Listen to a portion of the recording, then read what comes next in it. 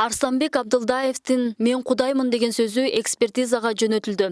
Анын жыйынтыгы менен ага чара көрүлөт. Бул тууралуу Дин иштери боюнча мамлекеттик комиссиянын төрагасы Зайырбек Эргешев Жогорку кеңештин 16 октябрдагы жалпы жыйынында айтты. 16 октябрда парламентте дин тутуу эркиндиги жана диний уюмдар жөнүндө мыйзам долбоору талкууланды.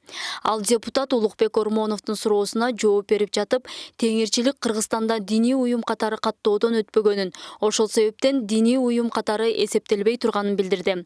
Арстанбек Абдылдаев буга чейин Бишкекте басма сөз жыйынын өткөрүп, өзүн Кудай деп жарыялаган. Ал Арстанбек Алай деген ат менен да белгилүү. 2011-2017 жылкы президенттик шайлоого катышкан. Кеңири коомчулукка «Зима не будет» деген сөздөрү менен таанылып, интернетте кызуу талкуу жараткан.